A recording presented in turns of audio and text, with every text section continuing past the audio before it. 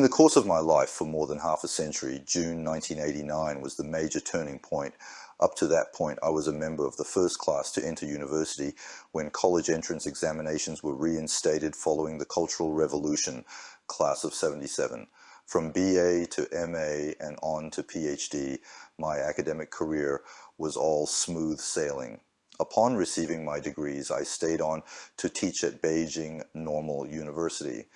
As a teacher, I was well received by the students. At the same time, I was a public intellectual, writing articles and books that created quite a stir during the 1980s, frequently receiving invitations to give talks around the country and going abroad as a visiting scholar upon invitation from Europe and America. What I demanded of myself was this: whether as a person or as a writer, I would lead a life of honesty, responsibility, and dignity. After that, because I had returned from the US to take part in the 1989 movement, I was thrown into prison for the crime of counter-revolutionary propaganda and incitement. I also lost my beloved lectern and could no longer publish essays or give talks in China. Merely for publishing different political views and taking part in a peaceful democracy movement, a teacher lost his lectern, a writer lost his right to publish, and a public intellectual lost the opportunity to give talks publicly. And this is a tragedy, both for me personally and for a China that has already seen 30 years of reform and opening up. When I think about it, my most dramatic experiences after June 4th have been surprisingly associated with courts. My two opportunities to address the public have both been provided by trial sessions at the Beijing Municipal Intermediate People's Court, once in January 1991 and again today. Although the crimes I've been charged with on the two occasions are different in name, their real substance is basically the same. Both are speech crimes. 20 years have passed, but the ghosts of June 4th have not yet been laid to rest. Upon release from Qinqing prison in 1991, I, who had been led onto the path of political dissent by the psychological chains of June 4th, lost the right to speak publicly in my own country and could only speak through the foreign media. Because of this, I was subjected to year-round monitoring, kept under residential surveillance, May 1995 to January 1996, and sent to re-education through labor, October 1996 to October 1999. And now I have been once again shoved into the dock by the enemy mentality of the regime. But I still want to say to this regime, which is depriving me of my freedom, that I stand by the convictions I expressed in my June 2nd hunger strike declaration 20 years ago. I have no enemies and no hatred. None of the police who monitored, arrested, and interrogated me, none of the prosecutors who indicted me, and none of the judges who judged me are my enemies. Although there is no way I can accept your monitoring, arrests, indictments, and verdicts, I respect your professions and your integrity, including those of the two prosecutors, Zhang Rongge and Pan Xueqing, who are now bringing charges against me on behalf of the prosecution. During interrogation on December 3rd, I could sense your respect and your good faith. Hatred can rot away at a person's intelligence and conscience. Enemy mentality will poison the spirit of a nation, incite cruel mortal struggles, destroy a society's tolerance and humanity, and hinder a nation's progress toward freedom and democracy. That is why I hope to be able to transcend my personal experiences as I look upon our nation's development and social change, to counter the regime's hostility with utmost goodwill, and to dispel hatred with love. Everyone knows that it was reform and opening up that brought about our country's development and social change. In my view, reform and opening up began with the abandonment of the using class struggle as guiding principle, government policy of the Mao era, and, in its place, a commitment to economic development and social harmony. The process of abandoning the philosophy of struggle was also a process of gradual weakening of the enemy mentality and elimination of the psychology of hatred, and a process of squeezing out the the wolf's milk that had seeped into human nature. It was this process that provided a relaxed climate at home and abroad for reform and opening up gentle and humane grounds for restoring mutual affection among people and peaceful coexistence among those with different interests and values, thereby providing encouragement in keeping with humanity for the bursting forth of creativity and the restoration of compassion among our countrymen.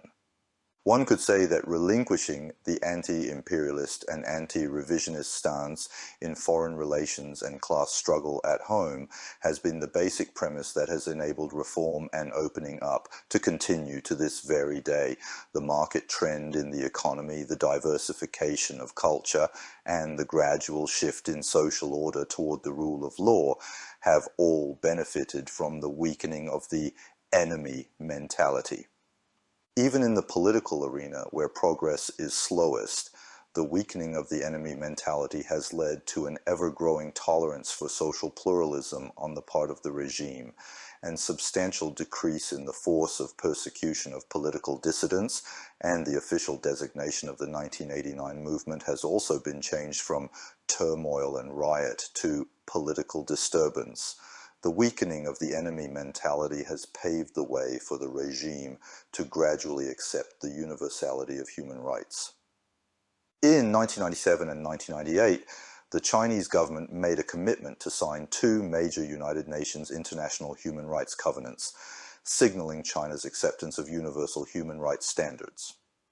In 2004, the National People's Congress, NPC, amended the Constitution, writing into the Constitution for the first time that the state respects and guarantees human rights, signaling that human rights have already become one of the fundamental principles of China's rule of law. At the same time, the current regime puts forth the ideas of putting people first and creating a harmonious society, signaling progress in the CPC's concept of rule. I have also been able to feel this progress on the macro level through my own personal experience since my arrest. Although I continue to maintain that I am innocent and that the charges against me are unconstitutional, during the 1+ years since I have lost my freedom, I have been locked up at 2 different locations and gone through 4 pre-trial police interrogators, 3 prosecutors, and 2 judges, but in handling my case they have not been disrespectful, overstepped time limitations, or tried to force a confession. Their manner has been moderate and reasonable. Moreover, they have often shown goodwill. On June 23rd, I was moved from a location where I was kept under residential surveillance to the Beijing Municipal Public Security Bureau's No. 1 detention center, known as Beikan. During my 6 months at Beikan, I saw improvements in prison management. In 1996, I spent time at the old Beikan, located at Bambuqiao. Compared to the old Beikan of more than a decade ago, the present Beikan is a huge improvement, both in terms of the hardware, the facilities, and the software, the management. In particular, the humane management pioneered by the new Beikan, based on respect for the rights and integrity of detainees, has brought flexible management to bear on every aspect of the behaviour of the correctional staff and has found expression in the comforting broadcast, Repentance magazine, and music before meals, on waking and at bedtime. This style of management allows detainees to experience a sense of dignity and warmth and stirs their consciousness in maintaining prison order and opposing the bullies among inmates. Not only has it provided a humane living environment for detainees, it has also greatly improved the environment for their litigation to take place in their state of mind. I've had close contact with Correctional Officer Liu Xiaobo, who has been in charge of me in my cell, and his respect and care for detainees could be seen in every detail of his work, permeating his every word and deed, and giving one a warm feeling.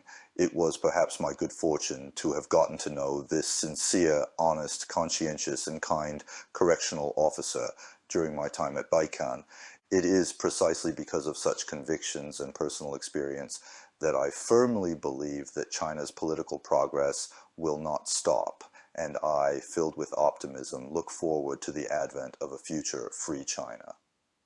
For there is no force that can put an end to the human quest for freedom, and China will, in the end, become a nation ruled by law, where human rights reign supreme. I also hope that this sort of progress can be reflected in this trial as I await the impartial ruling of the collegial bench, a ruling that will withstand the test of history. If I may be permitted to say so, the most fortunate experience of these past 20 years has been the selfless love I have received from my wife, Liu Xia. She could not be present as an observer in court today, but I still want to say to you, my dear, that I firmly believe your love for me will remain the same as it has always been. Throughout all these years that I have lived without freedom, our love was full of bitterness imposed by outside circumstances, but as I savor its aftertaste, it remains boundless. I am serving my sentence in a tangible prison, while you wait in the intangible prison of the heart.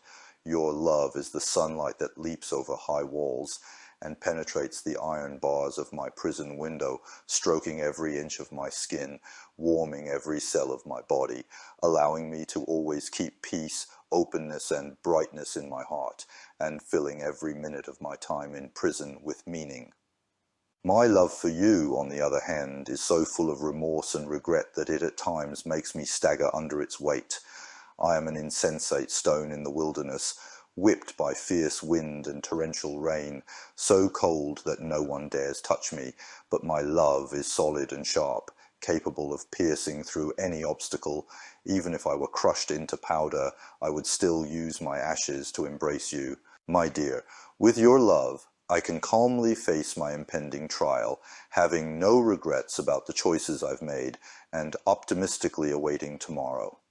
I look forward to the day when my country is a land with freedom of expression, where the speech of every citizen will be treated equally well, where different values, ideas, beliefs, and political views can both compete with each other and peacefully coexist, where both majority and minority views will be equally guaranteed, and where the political views that differ from those currently in power, in particular, will be fully respected and protected, where all political views will spread out under the sun for people to choose from, where every citizen can state political views without fear, and where no one can, under any circumstances, suffer political persecution for voicing divergent political views. I hope that I will be the last victim of China's endless literary inquisitions, and that from now on no one will be incriminated because of speech.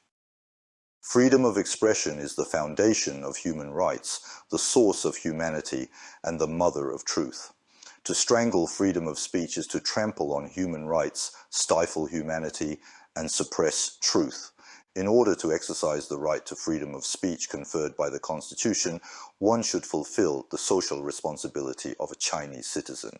There is nothing criminal in anything I have done, but if charges are brought against me because of this, I have no complaints. Thank you, everyone.